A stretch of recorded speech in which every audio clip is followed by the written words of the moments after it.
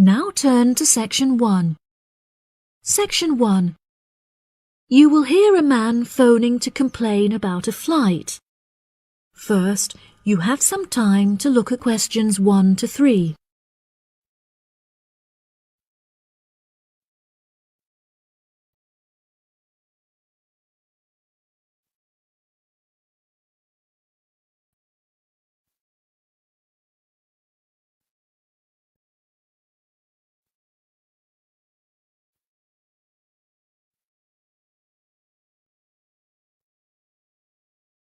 You will see that there is an example that has been done for you.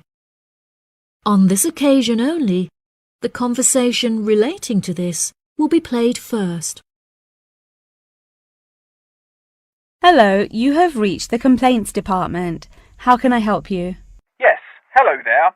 I am phoning to make a complaint regarding a flight that I took with you recently. Okay.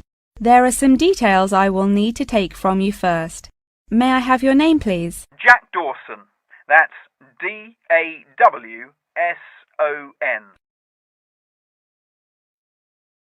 The name of the man is Jack Dawson, so Dawson has been written in the space. Now we shall begin.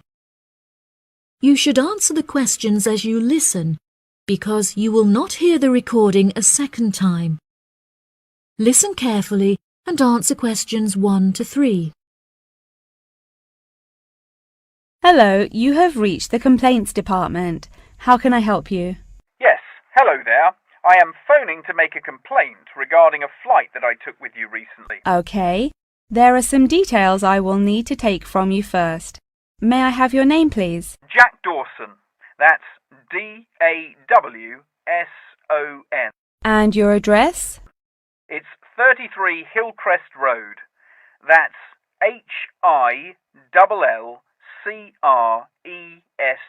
33 Hillcrest Road. Is that in Exeter? Yes. And what is the postcode of the residence? It's AL698GQ. Thank you. Do you have a telephone number? Yes, the number at my office is 754688. That's good.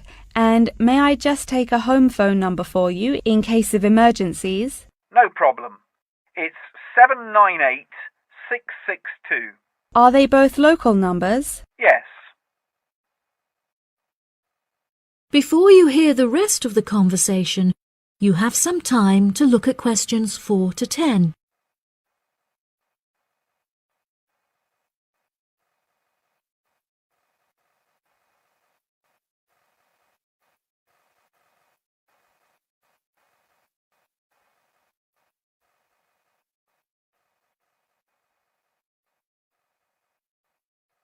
Now listen and answer questions 4 to 10. Okay, great. Thank you for your patience. Now, what is the nature of your complaint? I'm phoning to complain about a flight I took recently. I always take certain measures to ensure that I will be comfortable. For example, I always pay the additional cost for extra legroom, and I always arrive punctually for the flight to make sure that I'm seated beneath an air conditioner. Unfortunately, I was disappointed to find that the air conditioning on the plane was broken, so I spent the entire flight in discomfort as it was too hot and the air was stuffy. I see. I do apologize for this fault with the air conditioning. Now, while I have you on the phone, would you mind answering a short questionnaire regarding your recent flight? Sure. Okay, let's get started. What did you think of the food that was served to you during the flight? I thought that it was inexpensive and quite delicious. However, I was still very hungry afterwards, as it was a very small portion and more of a snack. Providing a snack for lunch is not reasonable. Okay, I have noted that down. What was your opinion of the quality of service that you received from our staff on board? The staff was very helpful, but each time I pressed the button to request service, it took a long time for a staff member to arrive. I found this frustrating, as there just weren't enough staff on board the flight to be able to serve all the customers. Okay, that's great. Thank you very much for answering those questions. Are there any other parts of your travel experience that you would like to comment on? Yep. The process of moving through security was very quick and helped to make my travel experience stress-free. Okay. Do you have any extra comments on the services you received during the flight? Yes, I thought that the seats were very uncomfortable and looked very old. They were also in need of repair, as the recline feature on my chair was broken, so I could not go to sleep for the whole flight. Luckily, the entertainment facilities were very good, so I was able to distract myself by watching movies. Thank you so much for taking the time to answer all of my questions. We would like to offer you some gifts as a goodwill gesture, with a 20% discount on the cost of your hotel stay. We also appreciate that international calls to your home country can be expensive, and we are sure that you would like to keep your family updated on your travels. So please accept a phone card which has a credit of £20. Oh, that's really great. Thank you so much for the gifts. No problem. We look forward to having you travel with us again soon. Have a fantastic vacation. Thanks. Bye. That is the end of section 1. You now have half a minute to check your answers.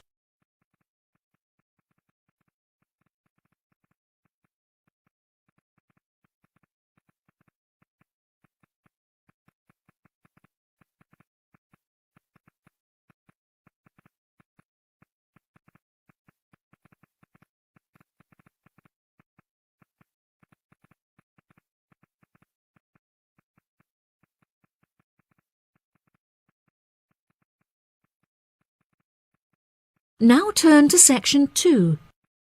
Section 2. You will hear part of a talk given by a member of staff at a car rental company. First, you have some time to look at questions 11 to 16.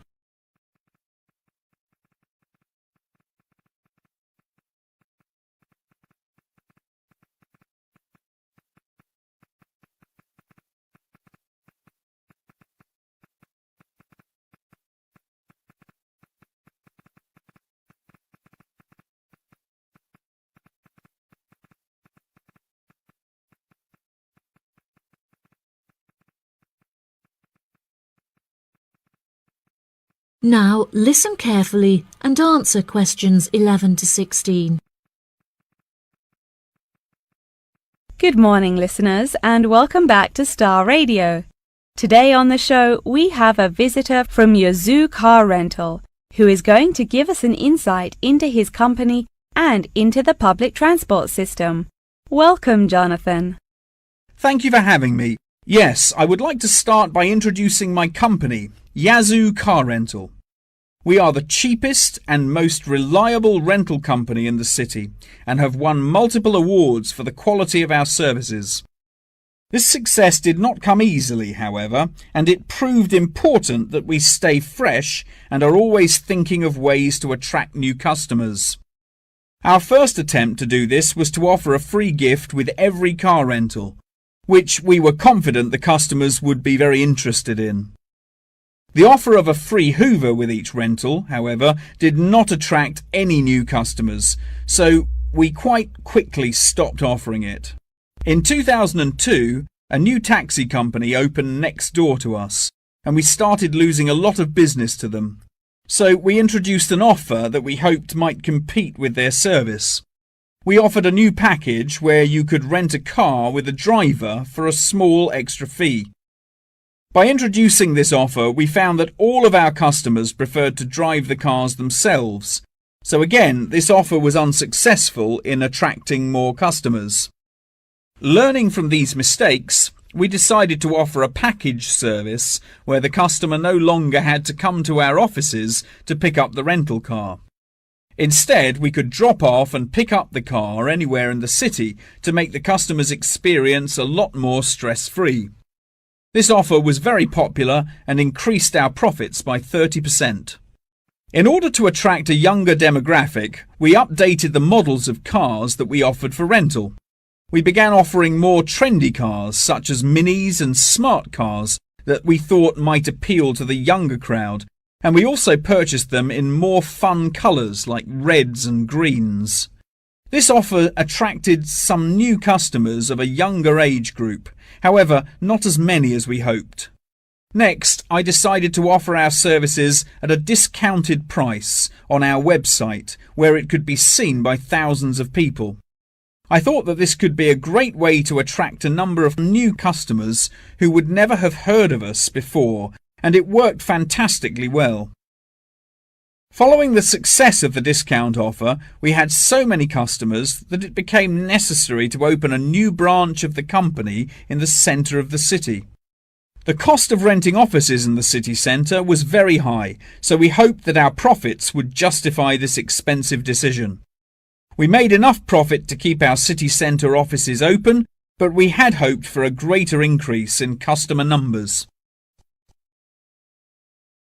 Before you hear the rest of the talk, you have some time to look at questions 17 to 20.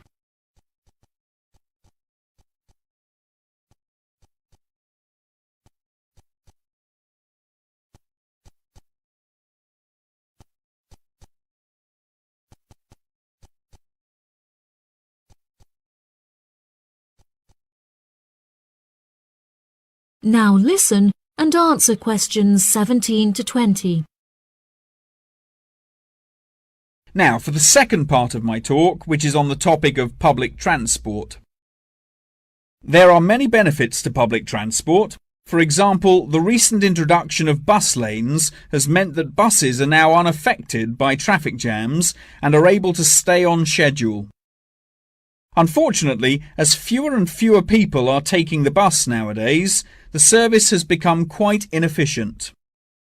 This reduction in passengers may be due to the stories in the newspaper about the dangers posed to pedestrian safety by the buses. However, this is largely untrue, as buses are responsible for far less pedestrian-related accidents than cars. I use the bus service often, as car petrol is so expensive nowadays that the bus is far more affordable.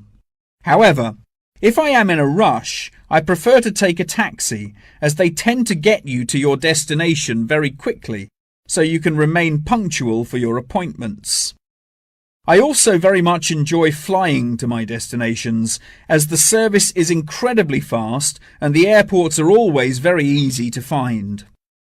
Personally, my favourite mode of transportation is the bus.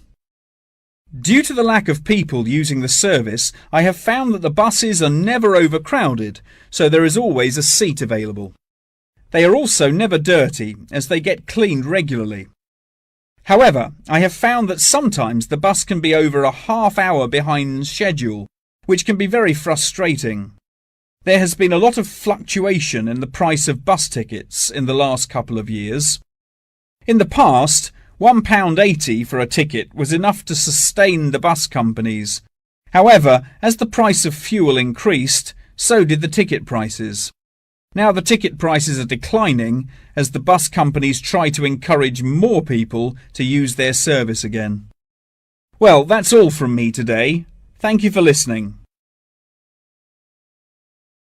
That is the end of section 2. You now have half a minute to check your answers.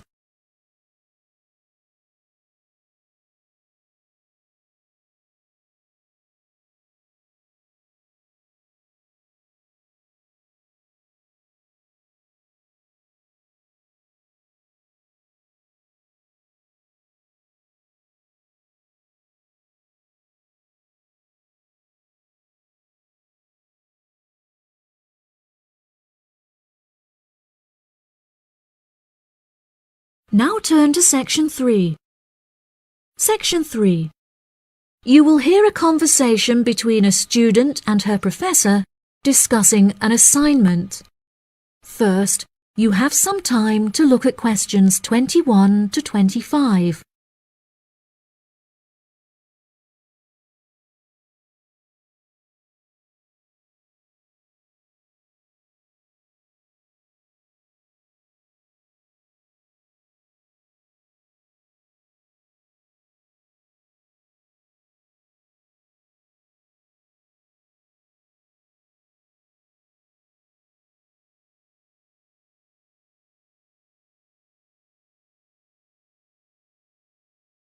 Now listen carefully and answer questions 21 to 25. Excuse me, Dr. Thompson. May I speak to you for a minute? Of course. Please come in. I'm Alexandra Jones. I'm studying business here at the university, and for my assignment I have to carry out a survey of people who own their own organizations. I heard that you are the founder of your own company, and I was wondering if I could ask you some questions about it. Yes, of course. Please fire away. Okay, great. We'll get started. Did you encounter any problems whilst you were starting your company? Actually, it was not as hard as I anticipated. I started out with very clear objectives, so I knew exactly what I wanted my corporate identity to be. It was very difficult to find the correct premises, as the property market in London is so competitive, but eventually I found the perfect site. The hardest part was structuring the business, as I had no formal template, so I had to create it myself. Yes, that is very impressive. Was it difficult dealing with staff? It's always tricky trying to satisfy a group of people with varying interests. However, I didn't encounter many problems. I found it very important to make the staff feel appreciated.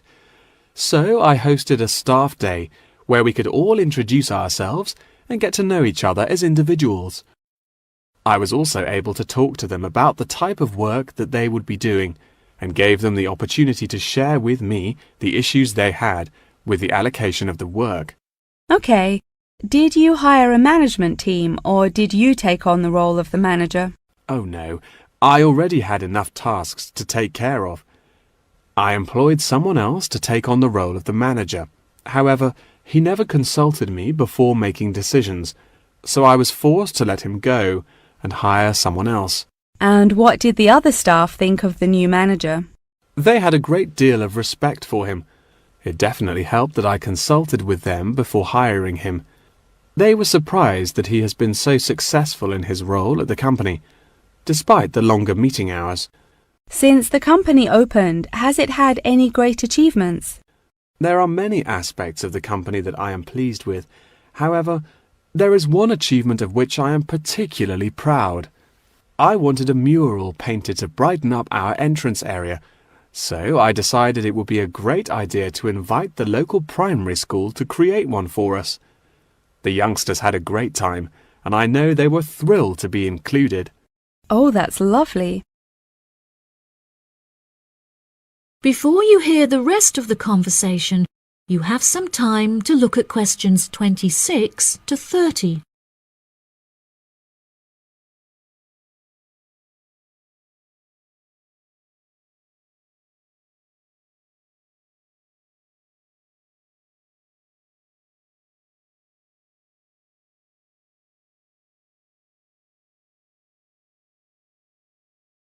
Now listen and answer questions 26 to 30.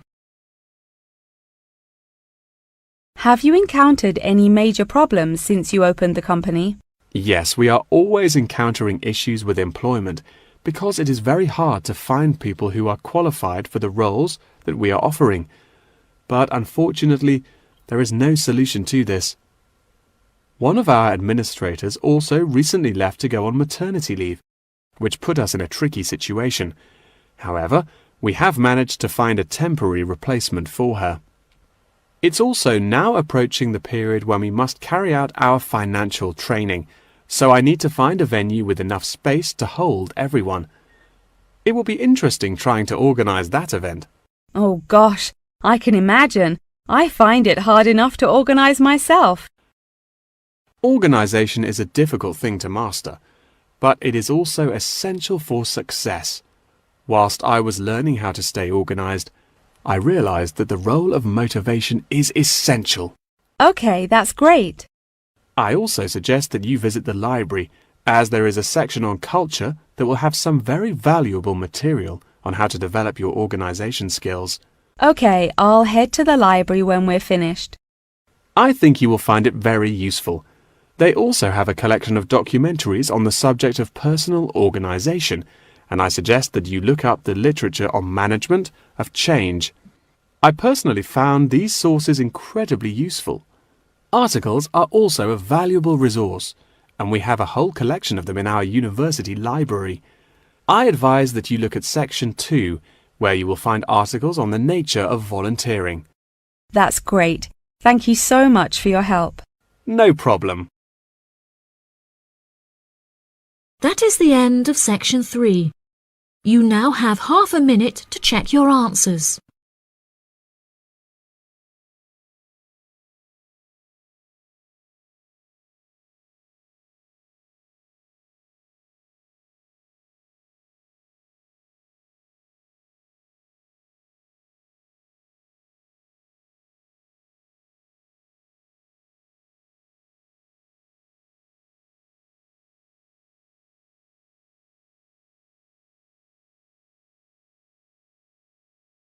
Now turn to Section 4.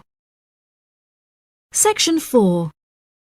You will hear a talk on the research of architecture. First, you have some time to look at questions 31 to 40.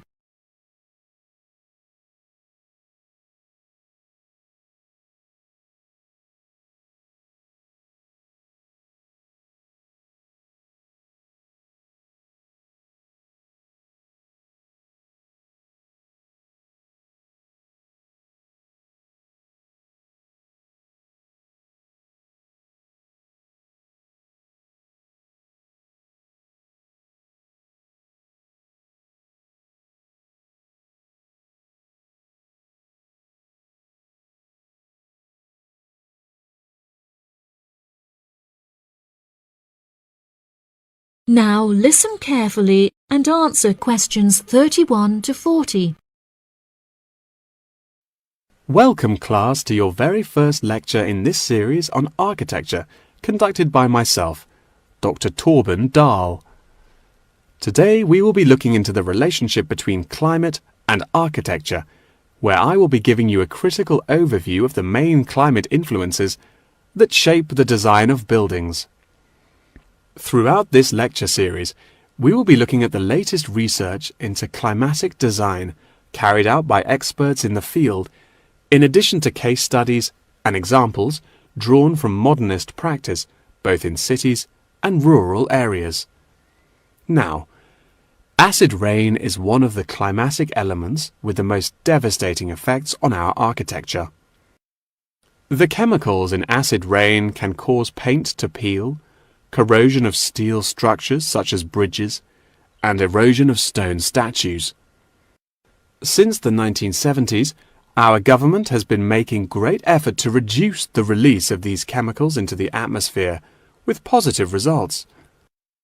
Private organizations have also been raising awareness and funds, and recently received a huge donation from the bank. It is interesting to look at the studies that have been carried out into the effects of acid rain at varying altitudes. Research has shown that there are lower levels of acid in the damaging pollutants at higher altitudes, meaning that skyscrapers are much less vulnerable to the negative effects, as they are exposed to acid rain with far lower levels of damaging pollutants. Recently, the ALTA project was founded to carry out further research into acid rain. This project is directed towards studying the effects of acid rain on old, traditional buildings of stone construction that are vulnerable to damage caused by acid rain. Masonry is particularly vulnerable, as it is easily corroded and weakened by the acidic chemicals. It is imperative that we protect these buildings, as they are valuable examples of our history and culture.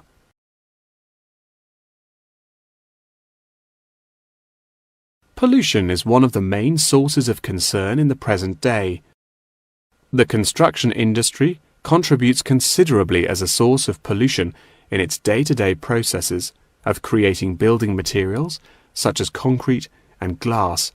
However, more new sustainable methods are being developed to counter this.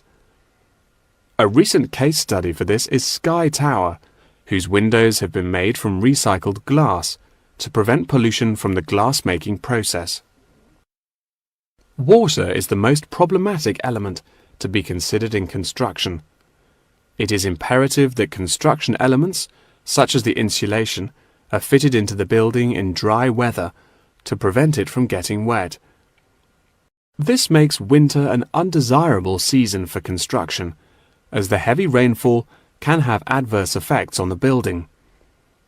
Another climate type that has an enormous effect on buildings is humidity. Constructions made of steel and stone are largely unaffected by humidity. However, it can have a serious effect on wooden constructions if the timber has not been correctly treated. Moisture from the air can condense in the grain of the wood, which then swells and shrinks in proportion to the magnitude of change in its moisture content. This variation in size can have disastrous consequences. In areas of the world that are prone to earthquakes, certain design and environmental conditions are preferable for protecting buildings in the event of a tremor. Engineers have come up with numerous building procedures to help minimize shaking in buildings. For example, tall buildings have height restrictions and counterweights, and multi-story buildings have reinforced floors and walls.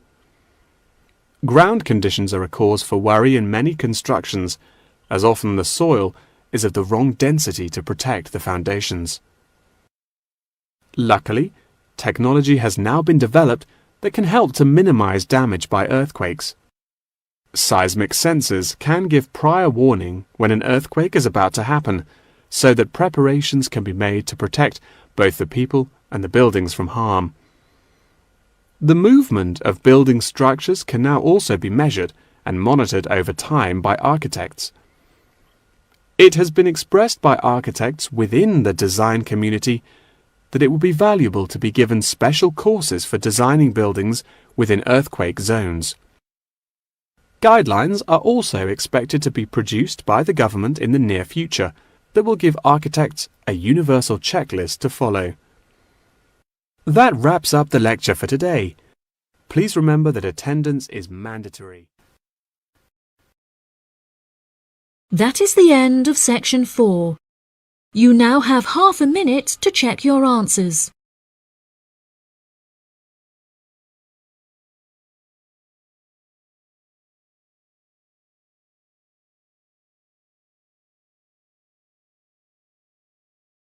That is the end of the listening test. In the Ielts test, you will now have 10 minutes to transfer your answers to the answer sheet.